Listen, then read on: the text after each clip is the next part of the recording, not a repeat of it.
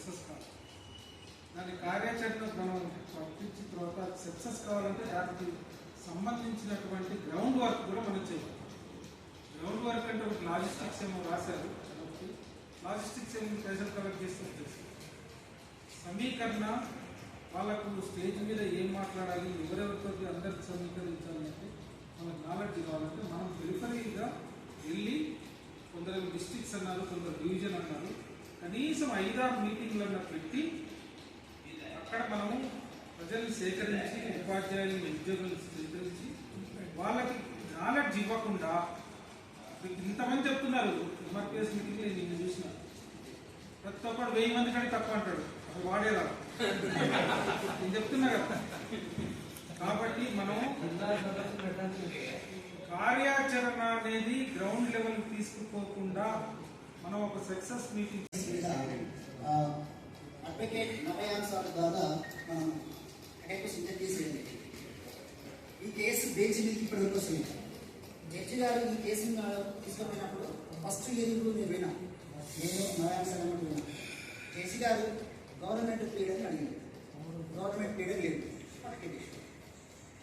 ఆ తర్వాత ఆయన ఇది డాక్యుమెంట్స్ అనేవి ప్రొడ్యూస్ చేయాలి,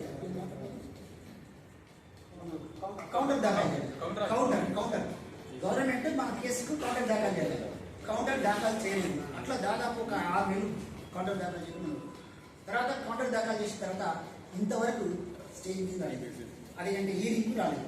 మేము అడిగాం, అంటే జడ్జి గారు మన నాయకుడు అడిగినప్పుడు జడ్జి గారు కూడా మన ఇప్పుడు వచ్చింది అని అడిగింది. 2024 వచ్చింది, 2004 వచ్చింది. ఇప్పుడు ఎంత 2024.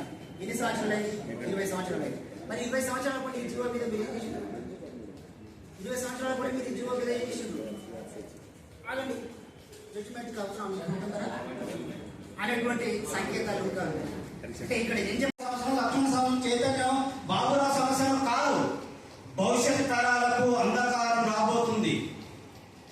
ఆ అంధకారాన్ని చీల్చి మనం వెలుగులోకి ప్రయాణించవలసినటువంటి మన సమాజాన్ని మేల్కొన్న కాస్త మనం తీసుకుందాం ఈ వేదికను ఉన్నది నేను తెలియజేస్తా ఉన్నా. అవునా కదా?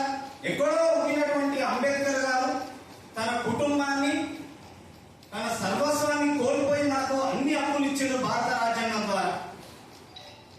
ఆ అంబేద్కర్ కూడా మర్చిపోయేటట్టు చేస్తున్నటువంటి గత ప్రభుత్వం కాంచనాకు నేలకు వచ్చి అంబేద్కర్ను పూలేను బయటకు తీసి సమాజానికి పరిచయం చేసింది. మనకు కూడా మన మహనీయుల స్ఫూర్తితో అంటే ఈ జేఏసీ ఏర్పాటైంది.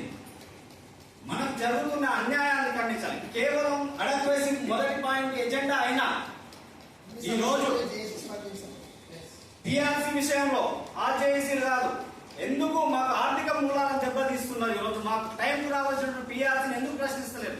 ఎస్సీ ఎస్టీలు ఆర్థికంగా ఎదగని జనరల్ సంఘాలకు జనరల్ జేఏసీలకు ఇష్టం లేదా?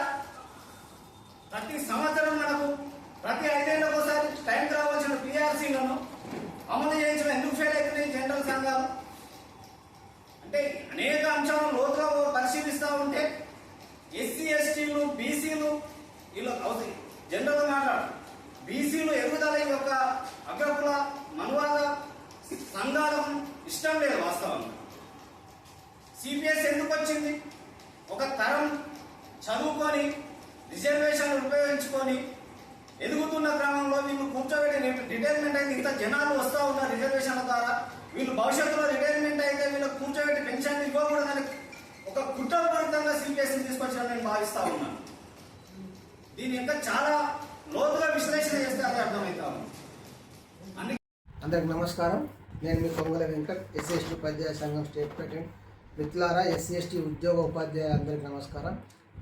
గత 20 సంవత్సరాల నుంచి మనం ప్రమోషన్లో నష్టపోతున్న జియో నెంబర్ 2 అడక్వెస్ట్ పైన అన్ని 20 నుంచి 30 డిపార్ట్మెంట్ల వారి వల్ల హైదరాబాద్లో సమావేశం ఏర్పాటు చేసి అందరు ఏకగ్రీవ తీర్మానంతో సెప్టెంబర్ 21 నాడు హైదరాబాద్ నడిబొడ్డున ఇందిరా పార్కు దగ్గర ఎస్సీ ఎస్టీ ఉద్యోగుల మహాగర్జన అనే పేరు నామకరణం చేసినాం. కాబట్టి ఇది మన సమస్య.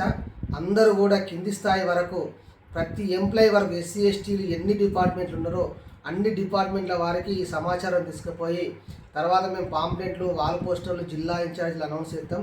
కానీ ఆలోపు ఈ సమాచారాన్ని అన్ని జిల్లాలలో అన్ని department, not only teachers, not only revenue, అన్ని డిపార్ట్మెంట్లో ఉన్న ఎస్సీ ఎస్టీ ఉపాధ్యాయుల సమస్య కాబట్టి ఇది ఎవరి పర్సనల్ సమస్య కాదు. అందరు ఉద్యోగులకు, రాబోయే తరాలకు మనం మంచి ఒక భవిష్యత్తుని ఇవ్వాలంటే ఈ అడగవచ్చి పోతేనే ప్రమోషన్లు మనకు సక్రమంగా వస్తాయి. కాబట్టి ఈ సెప్టెంబర్ 21 నాడు హైదరాబాద్లో జరిగే మహాగర్జనను ప్రతి ఉద్యోగి దగ్గరికి, అటెండర్ నుంచి ఐఏఎస్ వరకు ఈ మహాగర్జన 21 ఈ రోజు నుంచి సెప్టెంబర్ 21 వరకు అందరి నోళ్ళల్లో మొత్తం చర్చ, రోజొక్కరు వీడియో పెట్టి సక్సెస్ చేయాలని ప్రతి ఒక్క ఉద్యోగి దగ్గరికి తీసుకుపోవాలి. ముఖ్యంగా ఎస్సీ ఎస్టీ ఉపాధ్యాయ సంఘం సోషల్ రెస్పాన్సిబుల్ మనం 33 జిల్లాల ఎస్సీ ఎస్టీ ఉపాధ్యాయ సంఘ జిల్లా బాధ్యులు, రాష్ట్ర బాధ్యులు, తర్వాత మండలాల బాధ్యులు, ప్రాథమిక సభ్యులు రేపటి నుంచి అందరికి 21 నాడు అడక్వసి మీద